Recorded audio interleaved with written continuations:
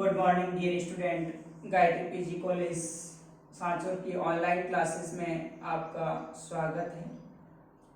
अगर अभी तक आपने इस यूट्यूब चैनल को सब्सक्राइब नहीं किया है तो इसे सब्सक्राइब करें, शेयर करें और बेल आइकन बटन को जरूर दबाएं ताकि आपको आने वाले हर वीडियोस की अपडेट मिलती रहे।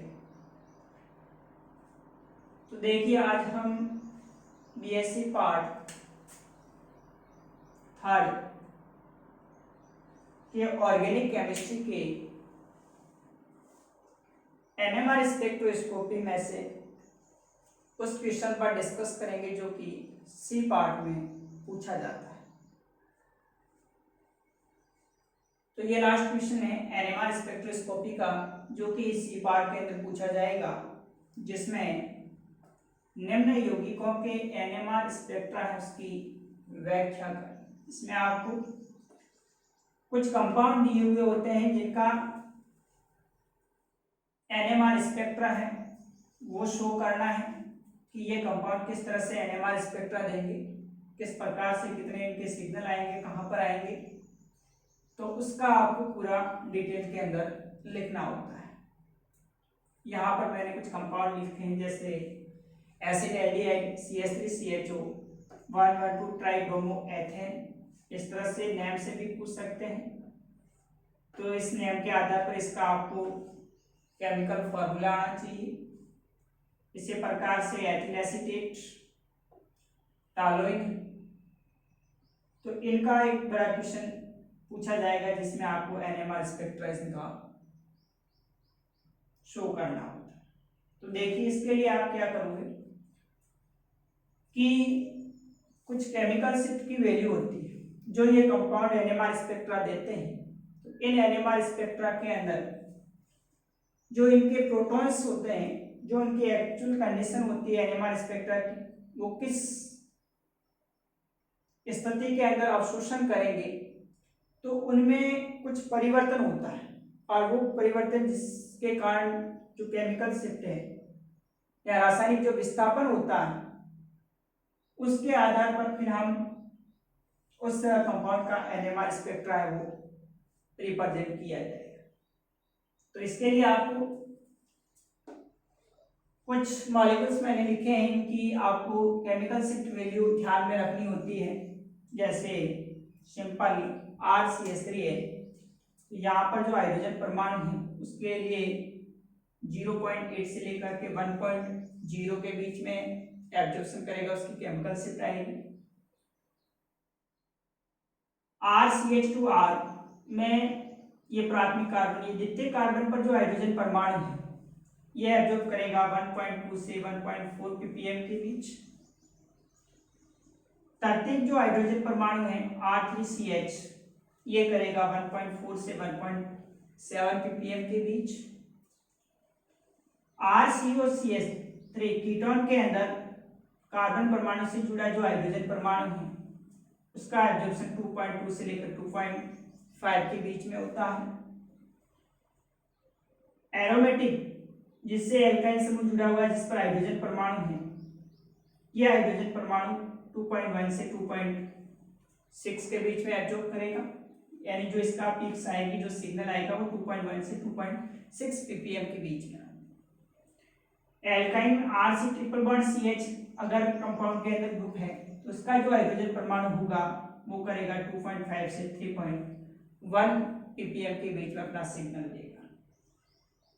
एरोमेटिक एल्कोहलिक ग्रुप है, तो इसमें जो हाइड्रोजन परमाणु होगा H ये 4.5 से 7.7 ppm के बीच में अपना सिग्नल देता है।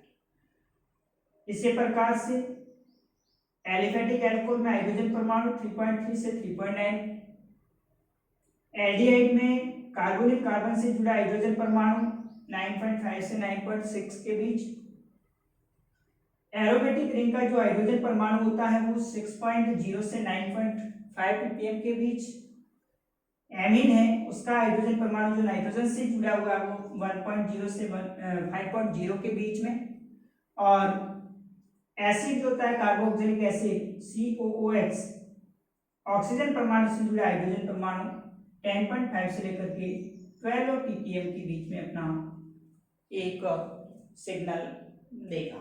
तो इस प्रकार से कुछ मोटे तौर पर ये जो मॉलिक्यूल्स है इनकी आपको ये जो डेल वैल्यू है उसको ध्यान में रखना होता है और इसी बेस के आधार पर आप उसका एनएमआर स्पेक्ट्रा यहाँ पर रिप्रेजेंट करेंगे।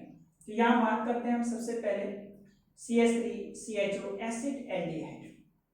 तो यहाँ पर एसिड जो एल्डिहाइड है CH3CHO, इसमें दो प्रकार के प्रोटॉन है, टू टाइप्स के प्रोटॉन है। एक ए प्रकार के मैथिलीन प्रोटॉन,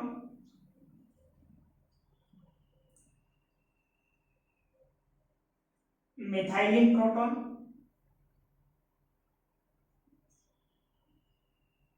और दूसरे बी प्रकार के एल्डिहाइड ग्रुप से जुड़ा एल्डिहाइडिक प्रोटॉन।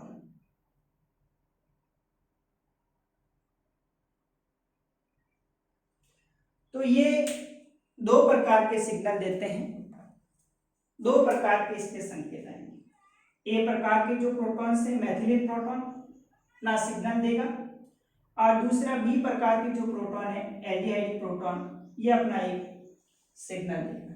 तो यहाँ पर ये जो एसिड एल्डिहाइड है इसमें दो प्रकार के सिग्नल संकेत प्राप्त होते हैं, एनएमआर संकेत प्राप्त होते हैं। अब ये जो दो प्रकार के सिग्नल है उसका वापस अपन ने पढ़ा था स्पिन स्पिन स्प्लिटिंग, चक्रण चक्रण विपाटन होता है। यानी जो मेथिल लेन समूह के जो प्रोटॉन्स होते हैं वो पड़ोस के एल्डिहाइड CHO ग्रुप के प्रोटॉन से अनियनिक क्रिया के दौरान इसका विपाटन होगा और इस CHO के हाइड्रोजन परमाणु है इसका इस CH3 समूह के प्रोटॉन से अनियनिक क्रिया के दौरान इसका विपाटन होगा। तो ये दो प्रकार के संकेत फर्दर अलग अलग रेशियो के अंदर विपाटित हो जाएंगे, जिसको अपन स्पिन स्पिन स्प्लिटिंग कहा जाता है। तो यहाँ पर जब इसका एनएमआर स्पेक्ट्रा शो करेंगे तो इसका जो एनएमआर संकेत होगा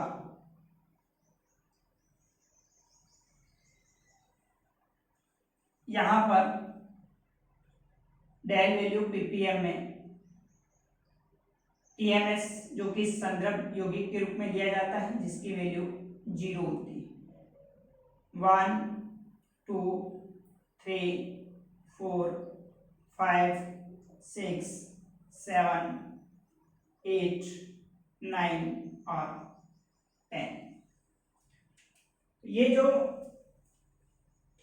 स्केल है इस पर हम एनएमआर स्पेक्ट्रा के जो सिग्नल्स आएंगे उसको नोट करेंगे।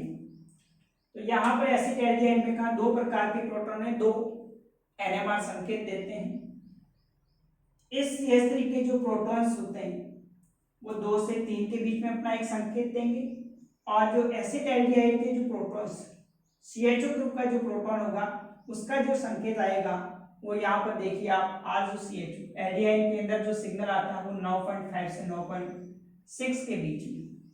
तो यहाँ पर उसका संकेत प्राप्त होगा क्योंकि यहाँ पर जो C double bond O group होता है वो क्या होता है, विषमदेशीय प्रभाव दर्शाता है। तो इससे क्या होता है, ये प्रोटॉन डिसिल्टेड होते हैं, डाउन फील्ड में ये एब्जॉर्ब करेंगे, इसलिए इसकी जो डेल वैल्यू हो इंक्रीज हो जाती है। तो यहाँ पर जो ए प्रकार के प्रोटॉन है उसका पड़ोस में जो एल्डिहाइड ग्रुप है ए की है तो इसका जो विपाटन होगा n+1 के अकॉर्डिंग 1+1 Na2, ये यहाँ पर इस तरह से अपना एक डबलेट देगा। ए प्रकार के जो मैथिलीन समूह के द्वारा इस CHO ग्रुप की अनियनिक क्रिया के बाद ये एक अपना डबलेट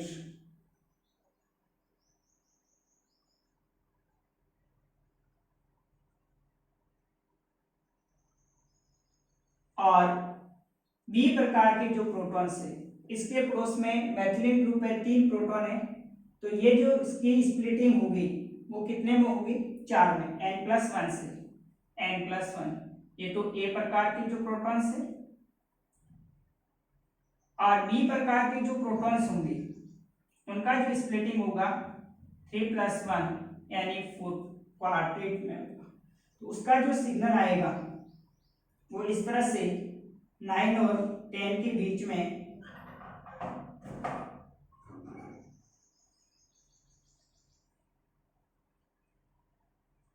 प्राप्त होता है। तो यहां पर ये जो बी प्रकार का प्रोटॉन्स है 1H, उसके द्वारा एक क्वार्टेट, और ए प्रकार की जो प्रोटॉन्स है उसके द्वारा एक डबलेट प्राप्त होता है। इसका जो इंटेंसिटी रेशियोज होगा CHO समूह के द्वारा 1:3:3:1 रेशियो के अंदर, और ए प्रकार के जो मैथिलीन प्रोटॉन है वो अपना 1:1 रेशियो के अंदर एक डबलेट, ये इसका एक क्वार्टेट, और CH3 जो प्रोटॉन्स होते हैं वो एक डबलेट NMR संकेत देंगे। इस प्रकार से हम जो भी NMR स्पेक्ट्रा के लिए कंपाउंड दिए हैं उनका NMR स्पेक्ट्रा शो कर सकते हैं। तो एक बार पुनः देखिए, सबसे पहले जो कंपाउंड्स दिया हुआ उसमें कितने प्रकार के प्रोटॉन्स है वो देखा करें। जैसे CH3 CHO है तो इसमें 2 प्रकार के प्रोटॉन है, एक मैथिलीन प्रोटॉन और दूसरा CHO एल्डिहाइडिक प्रोटॉन। तो ये 2 प्रकार के NMR संकेत देता है, और ये 2 प्रकार के जो संकेत होता है उसमें स्पिन स्पिन स्प्लिटिंग होती है, वो आपस में आयोनिक क्रियाएं करते हैं, और जिसके कारण वो स्प्लिट होकर के अलग अलग रेशियो के अंदर NMR संकेत प्राप्त होंगे।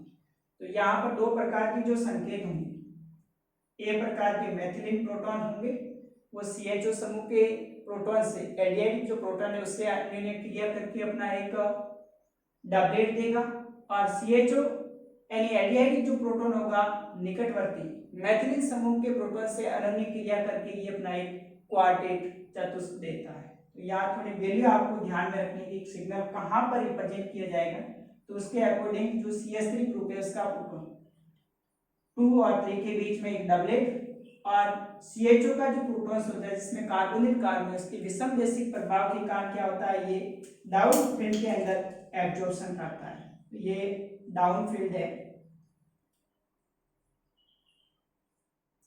विषम देशिक प्रभाव के कारण इसका जो विषम देशिक प्रभाव होता है उस प्रभाव के कारण ये डाउन फील्ड में एब्जॉर्ब करेंगे। इसके लिए जो डेल वैल्यू होती है वो 9.5 से 9.6 या 8 के बीच में होती है। इसी प्रकार से हम 1,1,2 ट्राइब्रोमोएथेन, एथिल एसीटेट और टोलुइन है उसके NMR स्पेक्ट्रा की व्याख्या करेंगे। तो नेक्स्ट दूसरा है 1,1,2 ट्राइब्रोमोएथेन।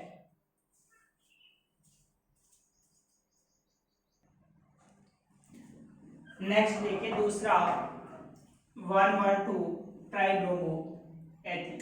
यहाँ पर इस तरह से थ्योरेटिकल भी पूछ सकते हैं, इसलिए आपको इसका फॉर्मूला ध्यान रखना है। 1,1,2 ट्राइब्रोमोएथेन, 2 कार्बन है, एक कार्बन के साथ 2 ब्रोमीन और दूसरे कार्बन के साथ एक ब्रोमीन जुड़ा हुआ है। 1 2 1 1 और 2 ट्राइब्रोमो, 2 कार्बन है तो एथेन। इसके लिए हम NMR स्पेक्ट्रा की बात करें तो यहाँ पर 1,1,2 ट्राइब्रोमो एथेन के अंदर 2 प्रकार के प्रोटॉन है, एक तो CH2 प्रोटॉन और दूसरा CH प्रोटॉन। तो यहाँ पर इसमें 2 प्रकार के प्रोटॉन प्रेजेंट है। पहला A CH2 और B CH। ये CH2 ए प्रकार के प्रोटॉन और जो CH है वो बी प्रकार के प्रोटॉन। इस कारण से ये कंपाउंड कितने NMR संकेत देता है? दो प्रकार के प्रोटॉन है तो दो प्रकार के NMR संकेत देगा। 112 ट्राइब्रोमोएथेन के अंदर दो NMR संकेत प्राप्त होंगे, दो NMR सिग्नल प्राप्त होंगे, एक CH2 समूह के द्वारा और दूसरा CH के द्वारा। अब ये दोनों प्रोटॉन्स आपस में अनयोनिक क्रिया के बाद इसमें स्पिन जब स्प्लिटिंग होती है तो इस ए प्रकार के जो प्रोटॉन्स है इसके पड़ोस में एक प्रोटॉन है तो ये एक डबलेट, और इस बी प्रकार के जो प्रोटॉन इसके पड़ोस में दो प्रोटॉन है तो ये क्या देता है? एक ट्रिपलेट देता है। तो इस प्रकार से ए जो प्रोटॉन है उसका संकेत एक डबलेट में विपाटित हो जाएगा और बी प्रकार का जो प्रोटॉन है वो एक ट्रिपलेट के अंदर विपाटित हो जाता है। तो यहाँ पर जब इसका NMR स्पेक्ट्रा बनाएंगे तो ए प्रकार के जो प्रोटॉन्स हैं ये एक अपना डबलेट देंगे 2H प्रोटॉन के कारण, और बी प्रकार के जो प्रोटॉन्स है CH वाला जो प्रोटॉन है एक हाइड्रोजन परमाणु वो क्या देता है? ट्रिपलेट देता है। अब यहाँ पर इसका जो NMR संकेत मैंने लिखा है कि जो ए प्रकार के प्रोटॉन से वो उसका जो NMR सिग्नल है वो 4 और 5 ppm के बीच में, और बी प्रकार का जो प्रोटॉन्स है उसका जो सिग्नल है वो लगभग 6.5 या 6.7 के आसपास प्राप्त होता है। तो यहाँ पर हमने लिखा था कि जो द्वितीयक या तृतीयक प्रोटॉन है उसके लिए जो केमिकल शिफ्ट की वैल्यू होती है, यहाँ पर ये द्वितीयक प्रोटॉन है इसके लिए 1.2 से 1.4, और ये जो तृतीयक प्रोटॉन है इसके लिए 2.2 से 2.5 के बीच में।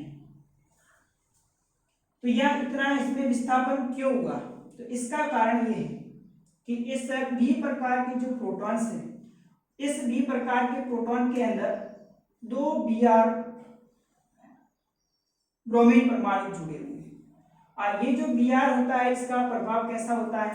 माइनस आई प्रभाव होता है, और माइनस आई प्रभाव के कारण यह क्या करते हैं कि ये इस प्रोटॉन्स पर इलेक्ट्रॉन डेंसिटी को डिक्रीज कर देंगे, और इलेक्ट्रॉन डेंसिटी जब इस पर डिक्रीज होगी तो ये क्या करेंगे? प्रोटॉन्स हमेशा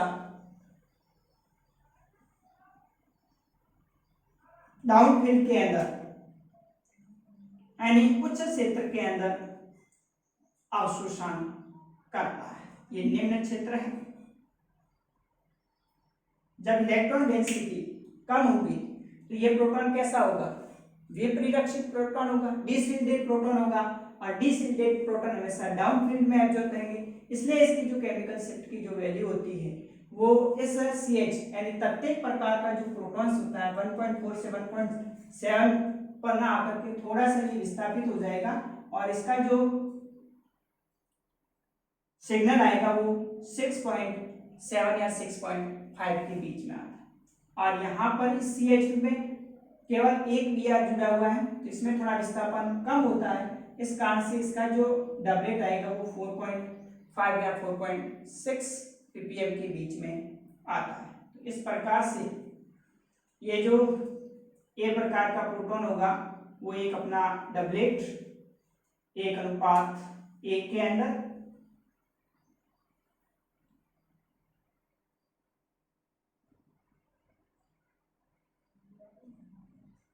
डबलेट प्राप्त होगा, और ये जो CH है इसके पड़ोस में 2 है तो ये 1:2:1 के अंदर अपना एक ट्रिपलेट यानी ट्रिप देता है। इस प्रकार से 112 ट्राइब्रोमोएथेन के अंदर दो अलग अलग NMR संकेत होंगे, जिसमें ए प्रकार का प्रोटॉन एक डबलेट 1:1 रेशियो में, और बी प्रकार का जो प्रोटॉन है वो एक ट्रिपलेट 1:2:1 रेशियो के अंदर देता है। नेक्स्ट तीसरे कंपाउंड की बात करें। नेक्स्ट तीसरा कंपाउंड है ethyl acetate CH3 COO CH2 CH3। इस एथिल एसीटेट में वे 3 प्रकार के प्रोटॉन प्रेजेंट हैं। प्रोटॉन CH3 वाले A प्रकार के, CH2 B प्रकार के और ये CH3 3 प्रकार। तो एथिल एसीटेट में 3 प्रकार के प्रोटॉन उपस्थित हैं, अतः 3 NMR संकेत प्राप्त होते हैं। 3 इक्विवेलेंट प्रोटॉन्स हैं और ये 3 NMR संकेत देंगे। एक CH3 ग्रुप A प्रोटॉन, दूसरा ऑक्सीजन से जुड़ा CH2 B प्रकार के प्रोटॉन और तीसरा कार्बोनिल CO से जुड़ा ये CH3 ग्रुप C प्रकार के प्रोटॉन। तो ये 3 NMR संकेत देते हैं। A प्रकार के जो प्रोटॉन्स होते हैं, मैथिलीन प्रोटॉन, ये मैथिलीन प्रोटॉन अपने निकटवर्ती CH2 से जुड़ा हुआ है। तो इनमें अन्योन्य क्रिया के कारण इसके निकट में उपस्थित 2 हाइड्रोजन परमाणु से स्प्लिट होकर के A वाले जो प्रोटॉन्स हैं CH3, ये क्या देता है, एक अपना ट्रिपलेट देता है और ये ट्रिपलेट 1 और 2 ppm के बीच में प्राप्त होता है और इसका जो इंटेंसिटी रेशियो होता है वो 1:2:1 के अंदर प्राप्त होगा। इसी प्रकार B जो प्रोटॉन्स है, B प्रकार के जो प्रोटॉन है ऑक्सीजन से जुड़ा हुआ है और ये ऑक्सीजन से जुड़ा होने के कारण इलेक्ट्रॉन नेगेटिव एटम इससे जुड़ा हुआ है, तो ये विपरिलक्षित होता है। ऑक्सीजन के -I प्रभाव के कारण इस पर इलेक्ट्रॉन डेंसिटी कम होने के कारण विपरिलक्षित प्रोटॉन क्या करेगा, निम्न क्षेत्र में अवशोषण करेगा। इसलिए जो B प्रकार के प्रोटॉन से उसका जो डेल वैल्यू होगी वो 5 से लेकर के 6 ppm के बीच में आती है। इसलिए जो B प्रकार के प्रोटॉन्स होंगे वो CH2 निकटवर्ती मैथिलीन प्रोटॉन से अन्योन्य क्रिया के कारण अपना एक क्वार्टेट देते हैं, जिसका इंटेंसिटी रेशियो जो अनुपात होगा वो 1:3:3:3:1 के अंदर। तीसरा, कार्बोनिल समूह से जुड़ा जो मैथिलीन प्रोटॉन है,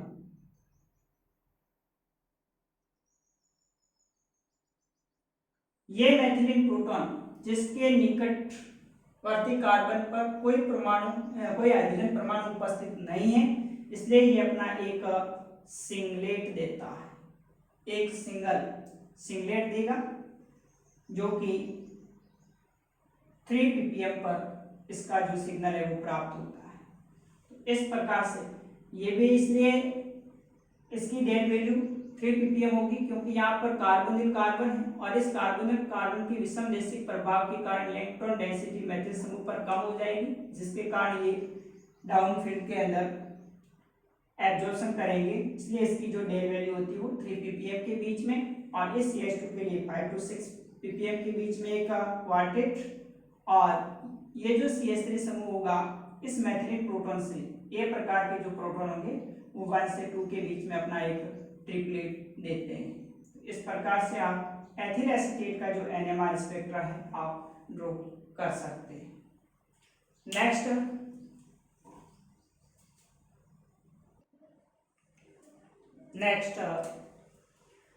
टॉलुइन C6H5CH3। इस टॉलुइन के अंदर 2 प्रकार के प्रोटॉन प्रेजेंट हैं, एक मैथिलीन समूह के CH3 के A प्रकार के प्रोटॉन और दूसरा इस बेंजीन वाले की प्रत्येक कार्बन परमाणु पर जुड़े 5 हाइड्रोजन परमाणु। तो ये बी प्रकार के प्रोटॉन। टॉलुइन जो होता है उसमें दो प्रकार के प्रोटॉन होने की वजह से ये दो प्रकार के एनएमआर संकेत, दो प्रकार के प्रोटॉन 2 एनएमआर संकेत देते हैं। ए प्रकार के जो प्रोटॉन्स हैं मैथिलीन प्रोटॉन, और बी प्रकार के जो बेंजीन रिंग से जुड़े प्रोटॉन्स हैं, 2 एनएमआर संकेत प्राप्त होते हैं। अब यहाँ पर जो CH3 है, मैथिलीन जो प्रोटॉन है, इसके पड़ोस कार्बन पर कोई प्रोटॉन प्रेजेंट नहीं है, इसलिए इसमें कोई अनियनिक क्रिया नहीं होगी। और ये अपना CH3 समूह जो मैथिलीन होता है, ये प्रकार का प्रोटॉन, वो 2.5 या 2.67 के आसपास एक सिग्नल। इसी प्रकार से बी प्रकार के जो प्रोटॉन्स होते हैं पांचों, इनका केमिकली एनवायरनमेंट एक जैसा होता है, और ये जो पाई1 के इलेक्ट्रॉन्स होते हैं उनकी वलय धारा के कारण इनका जो अवशोषण होता है वो बहुत निम्न क्षेत्र में डाउन फील्ड के अंदर ये एब्जॉर्ब करेंगे। अत्यधिक विपरिलक्षित प्रोटॉन्स होते हैं, इसलिए इसका जो केमिकल शिफ्ट वैल्यू है, जो बेंजीन रिंग के अंदर अपन देखते हैं एरोमेटिक जो हाइड्रोजन परमाणु होता है वो 1.5 से लेकर के 5.0 ppm पर एब्जॉर्ब करता है। तो ये इलेक्ट्रिक पाई इलेक्ट्रॉन के डीलोकलाइजेशन की वजह से इनमें क्या होता है, ये प्रोटॉन ज्यादा डिसऑर्डर्ड हो जाते हैं, इसलिए ये डाउन फील्ड के अंदर एब्जॉर्प्शन करेंगे, और इसके लिए जो डेल वैल्यू होगी वो 6.9 ppm के आसपास प्राप्त होती है। तो इस प्रकार से जो टोलुइन है वो दो प्रकार के एनएमआर संकेत देगा, 3H प्रोटॉन्स के द्वारा एक सिंगलेट, और 5 जो बेंजीन रिंग के C6H5 समूह के जो प्रोटॉन्स होंगे वो भी अपना एक सिंगलेट देता है। तो इस प्रकार से आप एग्जाम के अंदर जो कंपाउंड्स दिए हुए हैं उनका एनएमआर स्पेक्ट्रा ड्रॉ करते हुए आप आंसर दे सकते हैं। Okay, thank you.